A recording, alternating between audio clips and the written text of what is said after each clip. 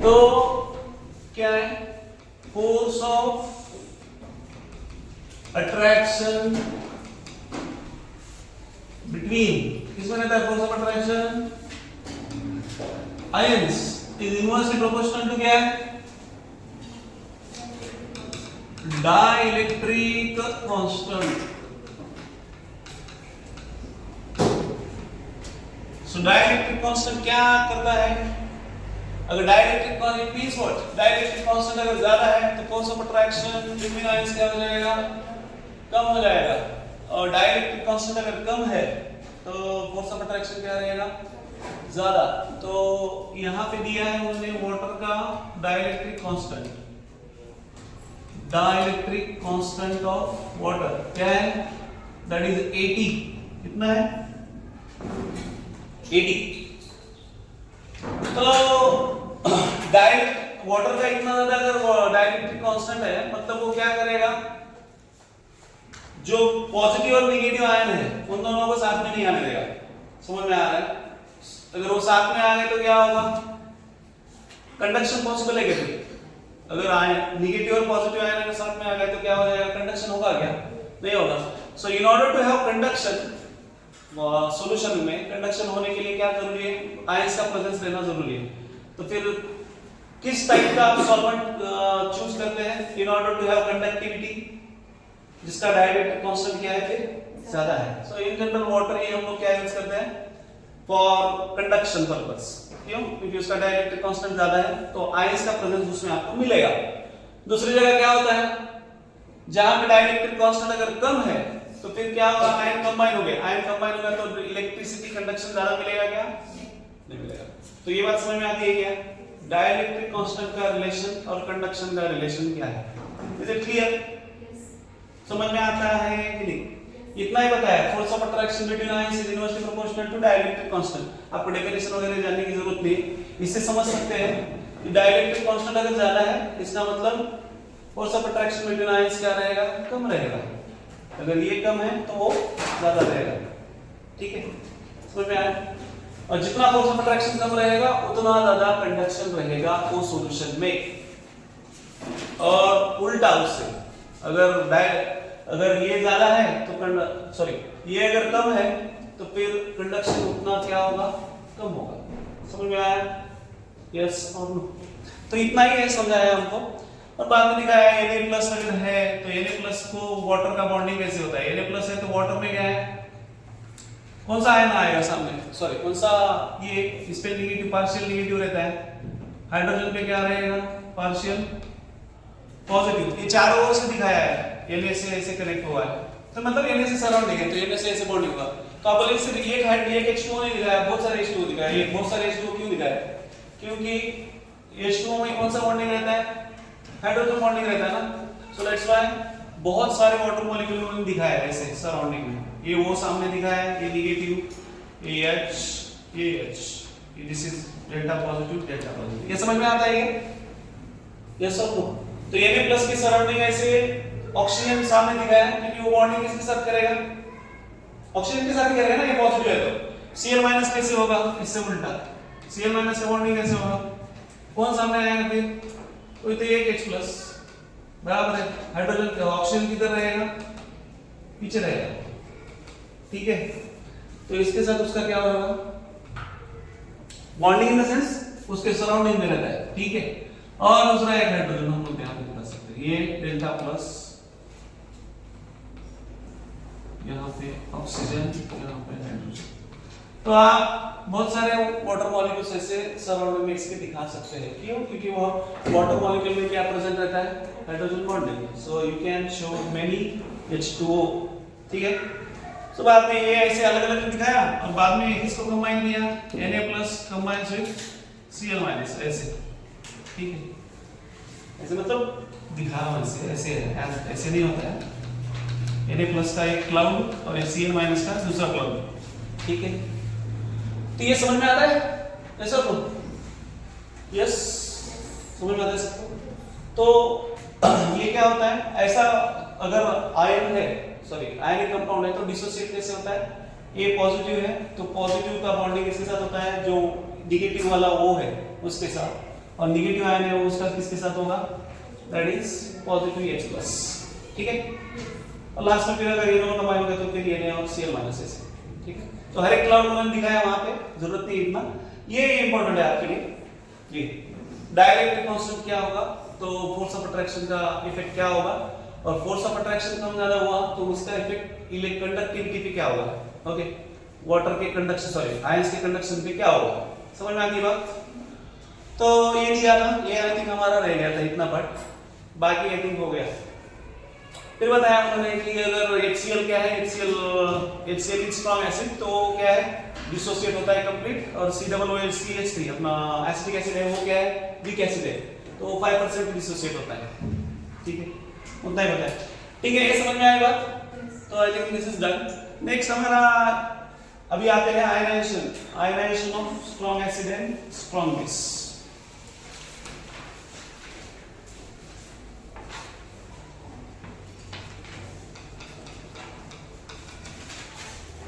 Ionization or dissociation, ionization of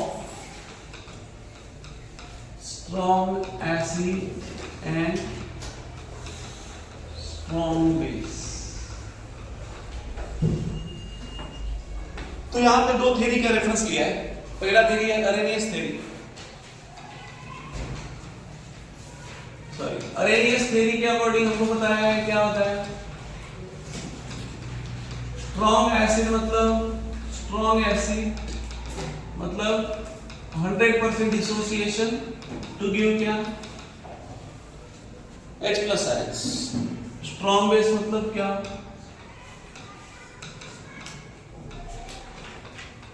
%% dissociation, और क्या रहेगा वो, to give OH minus ion, ठीक है, डिसोसिएशन, ठीक है। तो फिर इस कैटेगरी में कौन कौन आता है, स्ट्रॉन्ग एसिड में कौन कौन आता है, हमने दिया है एग्जांपल दिए, दैट इज HClO4, इसको परक्लोरिक एसिड बोलते हैं, then HCl H2SO4, then HNO3, ठीक है। एनीथिंग एल्स, और कोई रहेगा, हाँ अभी वो सभी है उन्होंने हाइड्रोसिड्स, HBr, HF लिया है क्या, नहीं है ना, HF वीक में लिया है, ठीक है, HR, ठीक है। तो ये क्या है, सभी स्ट्रॉन्ग एसिड। स्ट्रॉन्ग बेस कौन कौन से है, LiOH, NaOH, KOH, CSOH, there, then BaOH taken twice, ठीक है, इतने हैं। तो ये क्या है, these are the strong bases, ये क्या है, सभी strong bases। तो हम लोग एसिड बेस, जो कॉन्जुगेट एसिड बेस पेयर हमने लिया था, वहां पे एक पॉइंट हमारा रह गया था, तो हम लोग यहाँ पे क्लेरिफाई करते हैं। अगर स्ट्रॉन्ग एसिड है तो उसका कॉन्जुगेट बेस क्या रहता है, वीक, बात समझ में आ रही है। अगर ये सभी क्या है, स्ट्रॉन्ग एसिड्स है, तो इसके कॉन्जुगेट वीक बेसिस कौन कौन से आएंगे, चलो वो लिखते ही डायरेक्ट, कॉन्जुगेट वीक बेसिस कौन कौन से हैं, बताओ बोलो, लाइट गया क्या, हां बताओ। इसका कॉन्जुगेट बेस क्या आएगा, ClO4 माइनस पहला, दूसरा Cl minus, HSO4 minus, NO3 minus, Br minus, this is I minus, ठीक है, समझ में आता है। और इसके जगह से आपने बोला सर अगर वीक एसिड है तो उसका कॉन्जुगेट बेस क्या रहेगा, फिर स्ट्रॉन्ग बेस, ठीक है। तो वीक एसिड कौन कौन है, फिर यहाँ पे स्ट्रॉन्ग बेस के बारे में इतना ही बोला है उन्होंने, इसका कुछ दिया नहीं है। हमारी बात की है वीक एसिड की, वीक एसिड कौन कौन है, फिर HNO2, HF, CH3, COOH, okay, और हो गया, ठीक है। ये सभी क्या है, वीक एसिड्स है। तो इसके करस्पॉन्डिंग कॉन्जुगेट स्ट्रॉन्ग बेसिस क्या है, ये बताओ।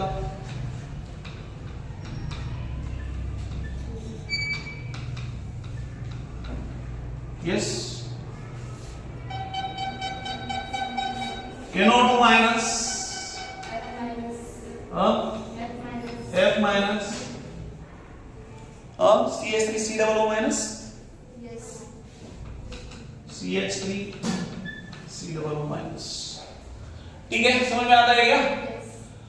तो ऐसा है, कैसा है ऐसा, तो आरएनएस आ गया, ठीक है, चलो इसको यहाँ पे ये भी आ गया, फिर तो चलो आरएनएस नियरली इससे ये है, सिर्फ 100% दिया है, बाकी ये तो फिर किसका है, लोअर योर प्रोस्टेट का, ठीक है, समझ में आता है क्या? स्ट्रॉन्ग एसिड है तो उसका कॉन्जुगेट बेस क्या रहेगा, वीक, एंड वाइस वर्सा मतलब अगर वीक बेस है, सॉरी वीक एसिड है तो उसका बेस क्या रहेगा, स्ट्रॉन्ग, तो ये याद रखना, ठीक है, समझ में आती बात।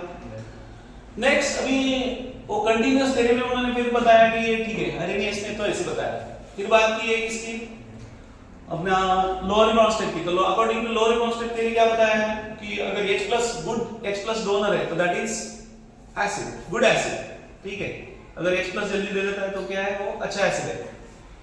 तो फिर उन्होंने पता कंपैरिजन किया है कि कैसे वो समझे कि कौन सा एसिड स्ट्रॉन्ग है, तो उसके लिए फिर अभी देखते हैं क्या है। दूसरा थ्योरी किसका लिया है, Lowry Bronsted theory. Lowry Bronsted theory मतलब H+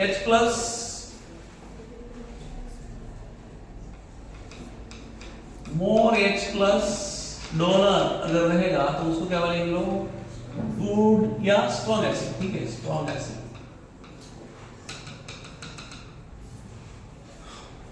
और H+ एक्सेप्टर पता है वो क्या है, स्ट्रॉन्ग, सॉरी वीक, तो ऐसे दिया है, क्या होता है, ये H3O+ इक्विलिब्रियम रहेगा, प्लस क्या है, A-, ठीक है। तो फिर बताया है कि ये दोनों में फिर कौन स्ट्रॉन्ग है, which is stronger and equilibrium किधर शिफ्ट होगा, ठीक है, इसकी बात की है बेसिकली यहाँ पे। तो ये अगर let's say it is consider किया कि ये क्या है, क्या है, स्ट्रॉन्ग एसिड है, ओके, ये क्या है, स्ट्रॉन्ग एसिड है, तो इक्विलिब्रियम किस डायरेक्शन में जाएगा, किस डायरेक्शन में जाएगा, यस, फॉरवर्ड बैकवर्ड, ठीक है। ध्यान यहां पे देखो, अगर ये स्ट्रॉन्ग एसिड है तो वीक बेस कौन है, ये स्ट्रॉन्ग एसिड है ना, ये स्ट्रॉन्ग एसिड है तो ये क्या है, फिर हमने अभी बात की ना कि अगर ये स्ट्रॉन्ग है तो उसका क्या है, sorry it is weak base, अगर ये वीक बेस है तो ये क्या रहना चाहिए, स्ट्रॉन्ग बेस पे acid, sorry it is, it is strong, क्या रहना चाहिए, इट इज बेस ना, ये बेस रहना चाहिए ना, ये बेस रहना चाहिए, और ये क्या रहना चाहिए, वीक। समझ में आती है क्या बात, ये कितना लोगों को समझा, पहली बात बताओ, काय हो रहा है कि गुरुजी ऐसा कैसे समझ सकते हैं। देखो हमने एक सिचुएशन कंसीडर किया है, क्या सिचुएशन कंसीडर किया है कि HA का है, स्ट्रॉन्ग एसिड है, HA अगर स्ट्रॉन्ग एसिड है तो उसका कॉन्जुगेट बेस कौन है, A-, वो कौन सा है, वीक है ना, अभी तो बात की रहे, अगर एसिड स्ट्रॉन्ग रहेगा तो उसका कॉन्जुगेट बेस क्या रहेगा, वीक। वैसे ही अगर ये वीक एसिड है तो उसका कॉन्जुगेट बेस क्या रहेगा, दैट विल बी स्ट्रॉन्ग। समझ में आता है, यस और नो, हाँ। तो अभी इक्विलिब्रियम कौन से डायरेक्शन में जाएगा, हाँ ऑब्वियसली फॉरवर्ड जाएगा। इन द डायरेक्शन ऑफ कौन सा? Weak acid and weak base. क्यों? क्योंकि अगर ये डोनेट करेगा तो एक्सेप्ट कौन करेगा? Strong base. ये स्ट्रॉन्ग बेस एक्सेप्ट करेगा तो ये बनेगा ना। तो रिएक्शन सॉरी इक्विलिब्रियम किधर जा रहा है? फॉरवर्ड डायरेक्शन में। या हम लोग वही समझाया कि इक्विलिब्रियम कौन सा डायरेक्शन में जाता है? जहां पे वीक है। ओके, तो strong acid always donates to strong base. ये बात याद रखना, ठीक है। तो ये लाइंस दी है कुछ एनसीईआरटी में। स्ट्रॉन्ग एसिड क्या करता है? यहां पे लिख सकते हैं, strong acid always donates H+2 किसको? Strong base. Hence equilibrium will be always will be in कौन सा यहां पे? Forward direction. ठीक है, ये बात क्लियर है क्या? बस उतना समझाने के लिए उन्होंने बहुत एक्सप्लेनेशन दिया है। ये समझ में आया क्या? ऐसा यहाँ पे कंपैरिजन क्या किया है? दोबारा बताओ। किसी एक को स्ट्रॉन्ग एसिड कंसीडर किया है और बोला है कि अगर वो स्ट्रॉन्ग एसिड है तो उसका इफेक्ट इक्विलिब्रियम पे क्या होता है और एक्सेप्ट कौन करता है। इतना हमको समझना है, दो ही चीजें, बाकी ज्यादा नहीं। ठीक है, तो स्ट्रॉन्ग एसिड अगर ये है तो उसका कॉन्जुगेट हमको समझना चाहिए कि कौन है वो? वीक है। अगर ये स्ट्रॉन्ग एसिड है तो उसके यहाँ ये क्या हो जाएगा? Weak acid. अगर ये वीक एसिड है मतलब इसका बेस कौन रहेगा? तो B strong acid always donates to strong base. तो ये बात आपको याद रखना है। वही बताया, तो इक्विलिब्रियम किधर रहेगा? फिर उसी डायरेक्शन में रहेगा, फॉरवर्ड डायरेक्शन में। समझ में आया? तो इतना समझाया बस। अब फिर ये तो होंगे, फिर बाद वाले तो हमने एग्जांपल ऑलरेडी यहाँ पे कवर किए हैं। ये क्या है? अगर स्ट्रॉन्ग एसिड है तो उसका कॉन्जुगेट बेस कौन है? वीक है, तो ये ऐसे है। और अगर वीक एसिड है तो उसके स्ट्रॉन्ग कॉन्जुगेट बेस कौन से? ये। ठीक है, समझ में आता है बात? यस। नेक्स्ट है, अभी उन्होंने वहां पे दो इंडिकेटर दिए हैं। एक है फेनोल्फथलीन और दूसरा है bromothymol blue. Okay, last 2-3 line में दिया है। मिला क्या? मिला क्या? नहीं मिला? मिला कि नहीं? H आयन दिया है ऐसे, ऐसा मिला? तो इंडिकेटर का काम क्या है? It is work of indicator, indicate करना। जनरली वो टाइट्रेशन का एंड पॉइंट देता है, वैसा क्यों बेटा है? तो हुआ नहीं, फायदे पूरे ले।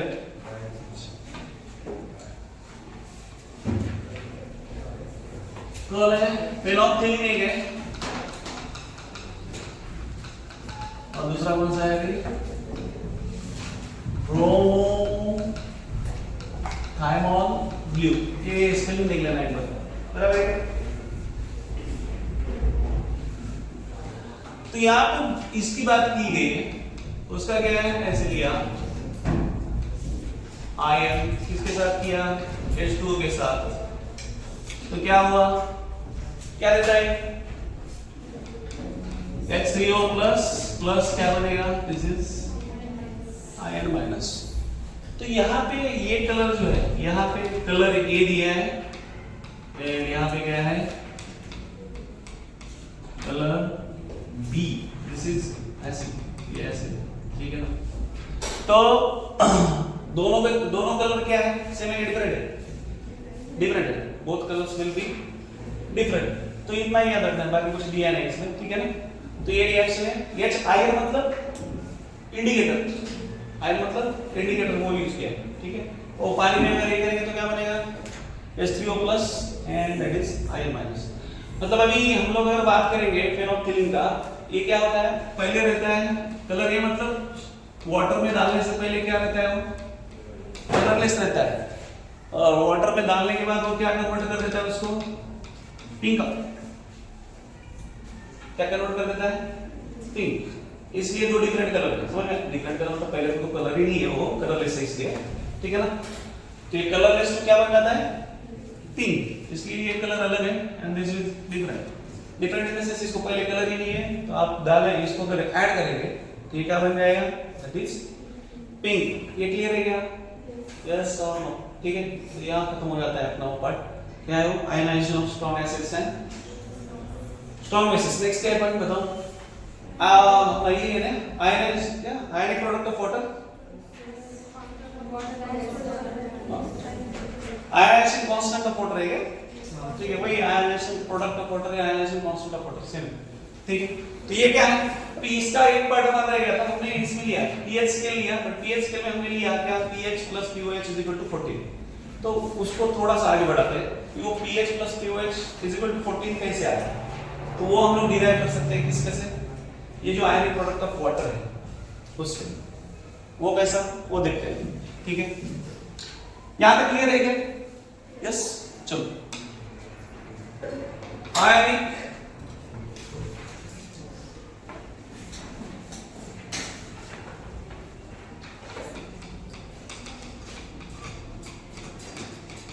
प्रोडक्ट ऑफ वाटर, अब ये स्टैंडर्ड कंडीशन पे है, एट 298 केल्विन है। ठीक है, तो क्या दिया है, ऐसे रिएक्शन दिया है, व्हाट इज, दोनों H2O है, दोनों H2O है, तो क्या बनेगा फिर, व्हाट विल फॉर्म, एक एक्सेप्ट करेगा तो दूसरा क्या करेगा, H3O प्लस OH माइनस। तो इसके लिए कांस्टेंट पता है, कौन सा कांस्टेंट है, दैट इज K। तो K हमने बात की थी, किसमें हम थी, गिब्स एनर्जी में, log of K। तो कंसंट्रेशन टर्म है, तो दिस इज आयनाइजेशन कांस्टेंट या डिसोसिएशन कांस्टेंट बोलते हैं इसको। तो इसको रिप्रेजेंट कैसे करते हैं, बाद में आता है, उसका भी डेरिवेशन लेने वाले। अगर K है तो that is for weak acid, और Kd है तो that is for weak base. ठीक है, तो K = क्या आता है, concentration of product divided by concentration of reactant। क्या आता है, concentration of product divided by क्या है, concentration of reactant। अभी concentration of product क्या है, H3O प्लस और ये OH minus divided bye H2 है। तो H2 का क्या किया है उन्होंने, एक H2 को प्योर लिक्विड कंसीडर करके उसका क्या कंसीडर किया है, उसका कंसंट्रेशन 1 कंसीडर किया है, पहला एक H2। तो दूसरा H2 के साथ क्या किया, इसके साथ अगर मल्टीप्लाई हो गया, that is K into this H2, H3O plus और यहां पे क्या है, OH माइनस। तो फिर ये नया कांस्टेंट लिया है, ये दोनों का मिलके, so that is what Kw। ठीक है, तो ये क्या आता है, दिस इज H3O प्लस और ये क्या है, OH माइनस। अब ये है Kw, what is Kw then, dissociation constant of क्या, आयनिक प्रोडक्ट ऑफ वाटर अगर रिप्रेजेंट करना है तो उसको कैसे रिप्रेजेंट करते हैं, दैट इज Kw। ठीक है, that is Kw, ionic product of water अगर आपको बोला उसको रिप्रेजेंट कैसे करते हैं, तो that is represented by Kw। तो फिर इसको कंडीशन अप्लाई किया है, क्या कंडीशन अप्लाई किया है, उसने बोला है कि ये क्या है, वाटर न्यूट्रल है, बराबर है, एंड 25 डिग्री सेल्सियस पे उसका कंसंट्रेशन लिया है। तो क्या है, and 25 degree Celsius that is कितना, 298 केल्विन, वाटर न्यूट्रल है, तो H प्लस का कंसंट्रेशन क्या रहेगा, OH माइनस से इक्वल रहेगा, रो क्या रहेगा, 10⁻⁻⁷। तो ये कहां पे लगेंगे, 2 ठीक है, H3O प्लस और OH माइनस। ये H प्लस मतलब ही क्या है, वो H3O प्लस, समझ में आती है ना बात, हाइड्रोनियम आयन या H प्लस दोनों सेम होते हैं, ये यहां उसकी जगह H प्लस लिखे, दोनों सेम होते हैं। तो Kw आपका क्या आता है, फिर बताओ मुझे, 10⁻⁷ उसका क्या आता है, स्क्वायर। तो अगर ये 10⁻⁷ का स्क्वायर है तो फिर क्या बन जाएगा आगे, 10⁻⁴। बराबर है? Yes or no? This is 10 raised to minus 14. तो आगे अगर आपने किया pkw is what? Minus log of क्या रहता है kw, तो इसका माइनस लॉग ऑफ किया तो क्या आता है pkw is what? ठीक है, समझ में आती है बात? तो फिर ये pkw is nothing but what? pH plus pOH is equal to pkw. समझ में आती है बात? तो ऐसे हम लोग इसको ऐसे लिख सकते हैं pH plus pOH is equal to kw which is nothing, sorry, pkw which is nothing but क्या है 14. समझ लगा रही इसे क्लियर टू एवरीवन क्या है kw कैसे आया 10 to minus 14 का pkw. तो ये फार्मूला आपको याद रखना है, दिस वन क्या है pkw is equal to minus log of kw. Yes, तो ये क्या है, this is ionic product of water, ये ऐसे आता है आयनिक प्रोडक्ट ऑफ वाटर. फिर उन्होंने कैलकुलेशन किया है, क्या है हमको पता है 1000 ग्राम पर ml, सॉरी 1000 ग्राम पर लीटर, मतलब वाटर का मोलैरिटी क्या रहता है फिर 55.55 बराबर. मोलैरिटी कितना रहता है, दैट इज 55.55 और कितना 1000 ग्राम ऑफ वाटर. ठीक है, तो सब तो ये मोलैरिटी दिया है, ये तो सबको पता है ना, ये आगे कैलकुलेट करने की जरूरत है क्या. Molarity is equal to what, number of moles divide by number of moles का given mass upon molecular mass. Volume तो कितना है 1 लीटर, गिवन मास कितना है 1000 डिवाइड बाय मोलिकुलर मास कितना है 80. 1000 डिवाइड बाय 80 कितना आता है 55.55. समझ में आता है ये. तो मोलैरिटी कितना है 55.55 फॉर कितना 1000 ग्राम ऑफ वाटर, या उसको हम लोग बोलते हैं 1 मोलार, वही ना 1 मोलार समझता है 1 मोलार, सॉरी मोलैरिटी में 1 मोलार मतलब 1000 ग्राम. ठीक है, तो ये क्लियर है क्या सबको, हाउ आयनिक प्रोडक्ट के आयनिक प्रोडक्ट ऑफ वाटर. तो ये कहां पे लिया हमने, दिस दैट 298 के लिए. ठीक है, न्यूट्रल रहेगा तो भी दोनों के कंसंट्रेशन क्या हो जाते हैं, सेम हो जाते हैं. ठीक है, चलो नेक्स्ट. ये हो गया क्या है हमारा, जैसे हमने kw निकाला वैसे हमको क्या निकालना है, dissociation constant for acid and dissociation constant for base. Okay, दोनों निकालना है, तो एक एक निकालते हैं.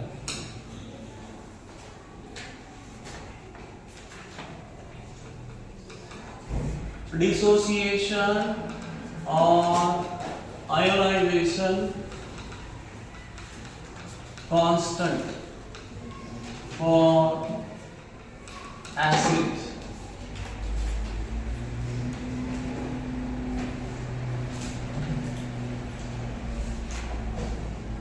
मुझे तो एग्जांपल बताते क्या है, HA है या N क्या है देखो, हाँ प्लस दैट में लिखा HX है सर.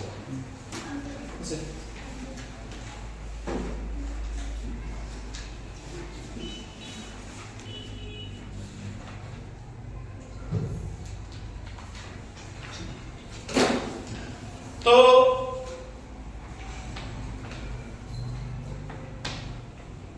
ऐसे लिया है HX है प्लस अगर H2 है तो ये क्या बन जाएगा, it will be H3O plus plus H minus. ठीक है, तो यहाँ पे कॉन्सेंट्रेशन था, अभी कॉन्सेंट्रेशन कैसे निकाला है देखो. पहले कंसीडर किया है क्या, initial concentration, let initial concentration क्या है C, ये किसका है HX का है. ओके, बाकी तो H2 तो वाटर है, ये दोनों का क्या रहेगा उस टाइम पे, वो क्या रहेगा जीरो ना. ये अभी कुछ डिसोसिएट ही नहीं हुआ तो उसका कंसंट्रेशन कोई आएगा कुछ नहीं आएगा, ये इनिशियल कंसंट्रेशन होगा. ये क्या है आफ्टर डिसोसिएशन, या हम लोग क्या बोलेंगे अल्फा इंट्रोड्यूस करते हैं आफ्टर डिसोसिएशन। डिसोसिएशन हो गया तो हम लोग यहाँ पे क्या करते हैं अल्फा इंट्रोड्यूस करते हैं। अल्फा को हम लोग क्या बोलते हैं what is called degree of dissociation. Alpha को क्या बोलते हैं हम लोग degree of dissociation, that is alpha C या सी अल्फा। ठीक है, तो ये है, ये क्या आएगा माइनस, बराबर है ना, माइनस सी अल्फा। तो ये क्या आएगा फिर this is C alpha C alpha. ये पॉजिटिव और पॉजिटिव है ना, ये अगर कम होगा तो वो बढ़ेगा ना। तो फिर लास्ट फाइनल क्या है इक्विलिब्रियम कंसंट्रेशन। तो इक्विलिब्रियम कंसंट्रेशन क्या है, दोनों का एडिशन करो, दोनों का एडिशन क्या आता है C into 1 minus अल्फा, और ये क्या है C अल्फा और ये C अल्फा। कुछ फर्क पड़ता है क्या उसमें जीरो ऐड करने से? तो ये तीनों कंसंट्रेशन कैसे है समझ में आएगा, क्योंकि इस पे ही आगे का डिपेंड है। देखो शुरुआत कहां से की हमने, इनिशियल कंसंट्रेशन, ये रिएक्टेंट में है, इसका कुछ कंसंट्रेशन है, क्या कंसीडर किया है C। तो शुरुआत में तो इसका कुछ कंसंट्रेशन नहीं रहेगा, बराबर है, डिसोसिएट ही नहीं हुआ। तो आफ्टर डिसोसिएशन ये क्या बनेगा, लेट्स से इतना डिसोसिएशन हुआ minus C alpha, C times alpha. तो अल्फा को हम लोग क्या बोलते हैं here, alpha is degree of dissociation. Degree of dissociation मतलब लेट्स से 10%, 20%, 50%, वो परसेंटेज बताता है डिसोसिएशन का कितना हुआ। ओके, डिग्री ऑफ, इसको क्या बोलेंगे डिसोसिएशन या आयनाइजेशन। ठीक है, तो ये क्लियर है, यस और नो। तो अभी हमने वीक एसिड के लिए लिए के हमको पता है what is K, K is equal to concentration of product divided by concentration of, या इतना वही सेम। तो concentration of product divided by concentration of reactant. तो ये क्या है यार बताओ। अभी के यहां पे हम लोग क्या लेते हैं, के ए लेते हैं। So this is dissociation constant for acid. ठीक है, के ये क्या है, K A is equal to concentration of product क्या है H3O plus X minus divided by concentration of reactant क्या है HX और H2O का क्या है यूनिटी, 1 लेते हैं। प्योर लिक्विड सॉलिड अगर आया तो उसका कंसंट्रेशन हमेशा क्या लेते हैं 1। ठीक है, तो ये आया के, तो मुझे बताओ भी इसके वैल्यू हमको किसके टर्म्स में लिखना है ये, और इसमें कौन सा लिखना है फिर आप बोलेंगे सर इनिशियल आफ्टर डिसोसिएशन कौन सा लिखना है, you have to write this equilibrium concentration. ठीक है, ये सब इक्विलिब्रियम कंसंट्रेशन क्या है फिर उसका, देखो पहले का क्या है प्रोडक्ट का, इसका क्या है C अल्फा, इसका क्या है C अल्फा डिवाइड बाय इसका क्या है C into 1 minus अल्फा। तो ये क्या आता है K is equal to alpha square C divide by वो C into 1 minus अल्फा। अरे C कैंसिल हो जाता है ना, सॉरी C स्क्वायर, तो C स्क्वायर यहाँ पे C स्क्वायर का क्या हो जाता है सिर्फ alpha square C and divide by 1 minus alpha. ठीक है, तो सुनो, और बहुत कम अगर डिसोसिएशन है, लेट्स से 5% से कम डिसोसिएशन है, तो हम लोग 1 minus alpha is equal to 1 consider करते हैं। ठीक है, when alpha is less than 5% तभी क्या है 1 minus alpha is equal to क्या कंसीडर करते हैं 5% से कम, मतलब बहुत कम डिसोसिएट हुआ ना, तो उसका वैल्यू क्या 1 से क्या माइनस करेंगे उसको। ठीक है, तो ये क्लियर है क्या। सो this is the dissociation constant for acid, weak acid generally बोलते हैं हम लोग। तो जितना ज्यादा के रहेगा उतना क्या स्ट्रॉन्ग क्या रहेगा एसिड। तो हम लोग इधर ऐसे कर सकते हैं strength of acid is directly proportional to K a, ये क्या है के ए। ठीक है, तो जैसे हमने pKw लिया, pKw क्या था माइनस लॉग ऑफ kw, वैसे इसका भी क्या लेते हैं, पीके, पीके वैल्यू रहता है, पीके भी वैल्यू रहता है।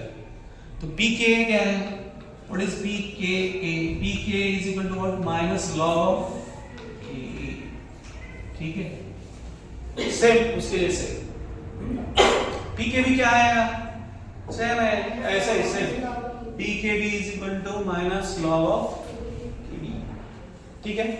तो यहाँ पे भी एक क्लेरिफाई आया, तो क्लेरिफाई करता हूँ। देखो strength of acid is directly proportional to K है, बट ये क्या है, पीके से क्या है, वो इनवर्सली प्रोपोर्शनल है।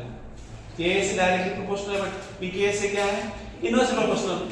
ऐसा क्यों, क्योंकि पीके क्या है, पीके इज नेगेटिव लॉग ऑफ के, बराबर। मतलब ये वैल्यू जितना ज्यादा रहेगा वो उतना का क्या आएगा, कम आएगा ना, बात समझ में आती है। सो दैट्स व्हाई आपको अगर पीके और के के बारे में पूछा with respect to strength of acid, K ज्यादा है तो स्ट्रेंथ ऑफ एसिड ज्यादा है, बट अगर पीके ज्यादा है तो स्ट्रेंथ ऑफ एसिड क्या है, कम है। ये बात समझ में आती है। तो के और पीके में डिफरेंस याद रखना। के क्या है, के स्ट्रेंथ ऑफ एसिड से डायरेक्टली प्रोपोर्शनल है, बट पीके उसका नेगेटिव लॉग है, इसलिए उसको क्या बोलेंगे हम लोग, यहाँ पे हम लोग ऐसे लिख सकते हैं, इनवर्सली प्रोपोर्शनल टू क्या है, पीके, ठीक है।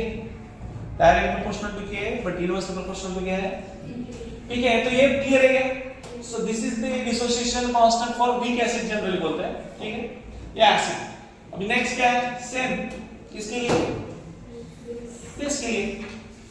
अभी एचएच दिया या एक कोई ओएच ले लो, एमओएच या कोई भी, ठीक है।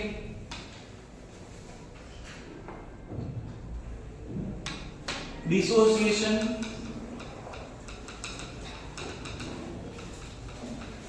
Constant for base, okay. तो यहां पे क्या आएगा, देखो MOH प्लस H2O क्या आ रहा है,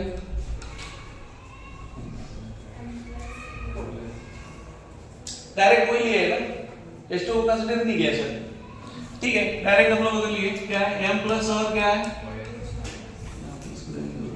M प्लस और OH माइनस, ठीक है। तो यहां पे देखो वो एक्वेस, हम लोग डायरेक्ट इसको एक्वेस कंसीडर कर लेते हैं, ठीक है, वाटर एरिया। तो यहाँ पे बताओ MOH है हमारे पास, तो अब यहाँ पे सेम थिंग, इनिशियल कॉन्सेंट्रेशन क्या बताओ, सेम आएगा C, देन उसके बाद आफ्टर डिसोसिएशन, आफ्टर डिसोसिएशन क्या आएगा, माइनस अल्फा सी, ये जीरो, ये जीरो, यहाँ पे alpha C, then equilibrium concentration that is 1 minus alpha C, और यहाँ पे अल्फा सी, तो यहाँ पे के की जगह क्या लेना है, केडी, केडी क्या आएगा,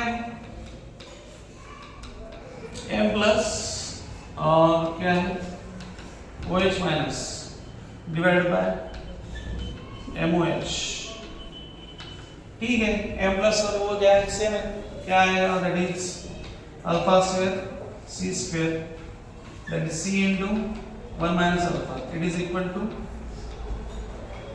alpha square C divided by 1 minus alpha, ठीक है, सेम आता है वैसे। उसका भी क्या आएगा फिर अभी आगे, ये अगेन सेम, अल्फा अगर लेस देन 5% है तो क्या है, that is equal to 1 minus alpha, that is equal to 1, ठीक है। और इसका क्या आता है, फिर हमने पीके लिया, पीकेबी, केबी क्या है,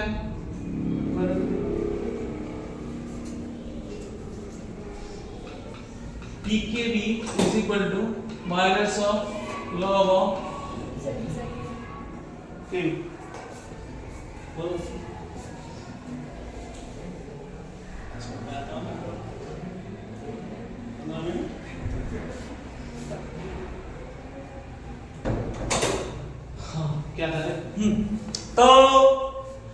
और हर जगह log ऑफ k भी दिया है, log ऑफ k दिया है, तो इसका बेस क्या है 10 है।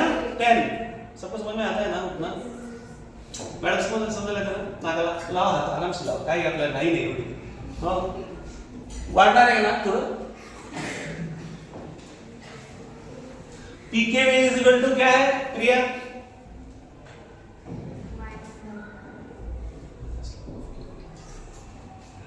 अभी strength of base is equal to बता बोला क्या आता है? डायरेक्टली प्रोपोर्शनल टू क्या है? डायरेक्टली प्रोपोर्शनल टू प्रिया करना इनवर्सली प्रोपोर्शनल टू उसका हाइट. बताओ क्या था?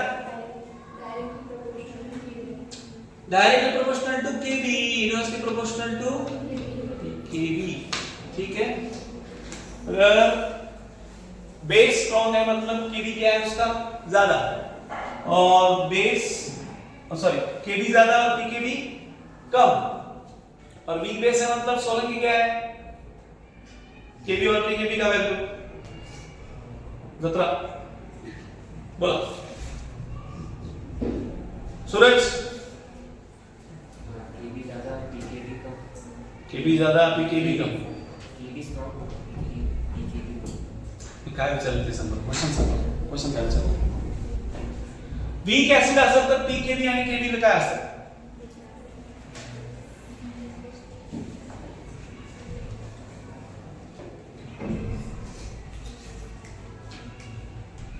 इंगळे वीक अगर बेस है तो what is kb and pkb? pkb ज्यादा रहेगा और kb कम है. काय सांगा? pkb ज्यादा और kb pkb ज्यादा और kb और अगर स्ट्रॉन्ग बेस है तो फिर pkb और kb ज्यादा pkb कम. pkb कम रहता है. चलो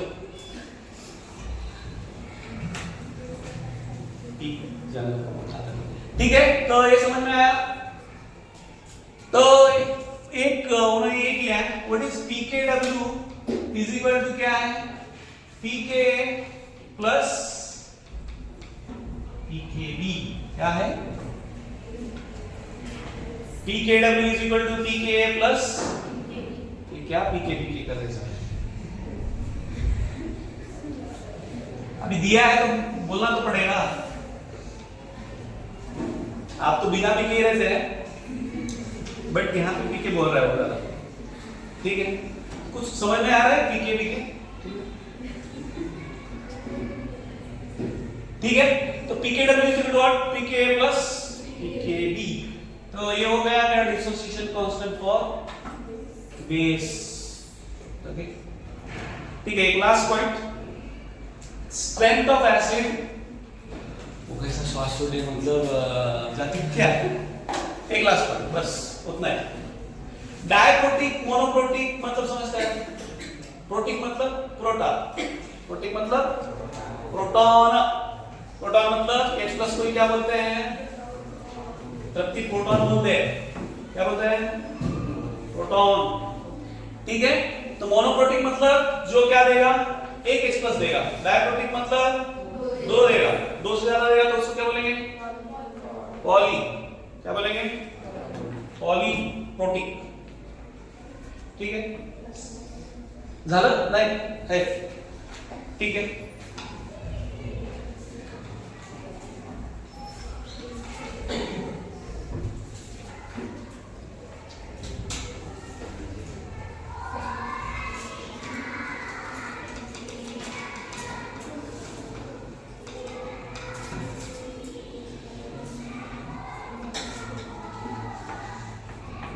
फर्स्ट वन क्या है?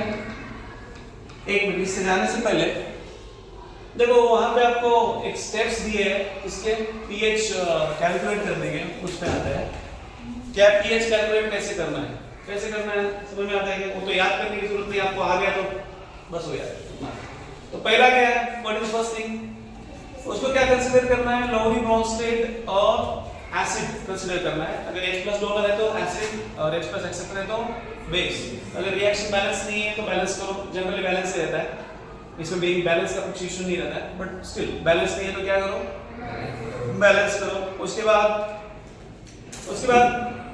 क्या दिया नेक्स्ट, उसके बाद उसके जो ये दिया है इंट्रोड्यूस क्या करना है आपको, अल्फा सी, जैसे हमने किया है इनिशियल कंसंट्रेशन सी था, उसके बाद अल्फा सी, उसके बाद क्या है इक्विलिब्रियम कंसंट्रेशन, वो तीनों को टैबुलेट करना है। टैबुलेट मतलब समझता है, जैसे हमने किया यहाँ पे पहले इनिशियल कंसंट्रेशन क्या लिया सी, उसके बाद अल्फा माइनस अल्फा सी, उसके बाद 1 माइनस अल्फा सी। तो ये जो आया तो हर इक्विलिब्रियम कांस्टेंट तक पहुंचने तक आपको टेबल करना है और हर एक का कंसंट्रेशन निकालना है बस। और वो कंसंट्रेशन आ गया तो लेट्स से H+ का कंसंट्रेशन आ गया तो आप क्या निकाल सकते हैं डायरेक्टली pH, खत्म, इतना ही, हर एक स्टेप याद रखने की जरूरत नहीं है। समझ में आया? यस। इनिशियली उसको लेविस बोल रहा हूं क्या, Lowry acid, Lowry and Bronsted acid base के कंसीडर करना है, ठीक है। रिएक्शन बैलेंस के तो बैलेंस करो, देन कंसंट्रेशन टर्म इंट्रोड्यूस करो, कंसंट्रेशन टर्म इंट्रोड्यूस करने के बाद डिसोसिएशन टर्म इंट्रोड्यूस करो, कौन सा, डिग्री ऑफ डिसोसिएशन वाला, अल्फा वाला। फिर इक्विलिब्रियम कंसंट्रेशन हर एक का लिखो, टेबल में क्या क्या दिया है उसका, और हर एक का इक्विलिब्रियम कंसंट्रेशन क्या करना है आपको निकालना है, और उसमें से आपको क्या निकालना है pH। थ्योरेटिकली कुछ भूल गए तो चलता है, बट प्रैक्टिकली जब भी pH निकाल रहे हो तो कैसे निकालना है समझ में आना चाहिए, वो आपके प्रैक्टिस के थ्रू ही आएगा, तो ये याद करके नहीं होने वाला तो समझ में आएगा। तो वो ऐसा है, तो हर एक स्टेप यहाँ पे हम लोग लिखेंगे नहीं, वो डायरेक्टली जब भी pH हमको यहाँ पे निकालना है तभी हम लोग निकालेंगे, ठीक है। तो ये प्रोटीन वाला पॉइंट लेते हैं, स्ट्रेंथ ऑफ एसिड उतना लेके स्टॉप कर देते हैं।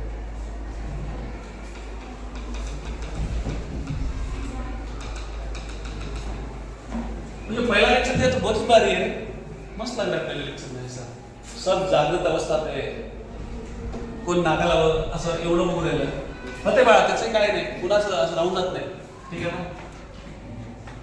डिफरेंट एसिड में क्या है, पहला एक मोनोप्रोटिक में कौन बनाता है बताओ, HNO3 HCl CH3 COOH, ये सभी किसमें आएंगे, मोनोप्रोटिक। देन डायप्रोटिक में कौन आता है,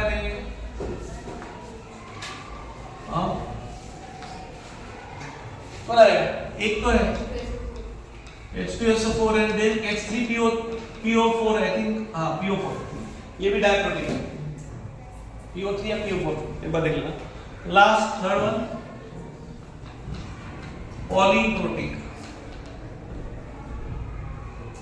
सर यहाँ पे PO3 है और H3PO4 यहाँ पे आएगा, ठीक है। मोर देन 2, 3 से ज्यादा भी देगा, आई डोंट थिंक, कहीं पे देखे तो नहीं मैंने 3 से ज्यादा, H+ H2S2O7 वो भी दिया, तो 2 ही, ठीक है। तो ये होता है प्रोटीन मतलब प्रोटॉन मतलब H+ को ही क्या कंसीडर करते हैं हम लोग, प्रोटॉन, ठीक है।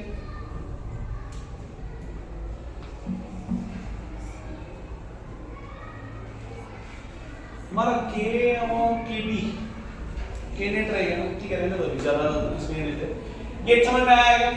What is protein means proton कितने देने वाला उस पे डिपेंड है, एक अगर देगा तो दैट इज मोनोप्रोटिक, 2 देगा तो डायप्रोटिक, 3 देगा तो पॉली, ठीक है। अभी इसमें हमारा ये भी देगा, देखो K × KB मतलब अभी ये अपना KW = हमने जो रिलेशन लिया PKW = क्या है, PK + PKB, तो हमको वो किससे दिखाना है, प्रैक्टिकली रिएक्शन के थ्रू दिखाना है कि वो कैसे होता है, ठीक है। तो हम लोग वो कर लेते हैं, ठीक है। तो बाकी जो जितने हुए ना उसके सॉल्व प्रॉब्लम जरा एक बार देख लो, सॉल्व प्रॉब्लम में से सॉल्व होते हैं, ठीक है, उतना करके आना, कहाँ तक हुआ है हमारा देखो, और उधर के सॉल्व प्रॉब्लम करके आना।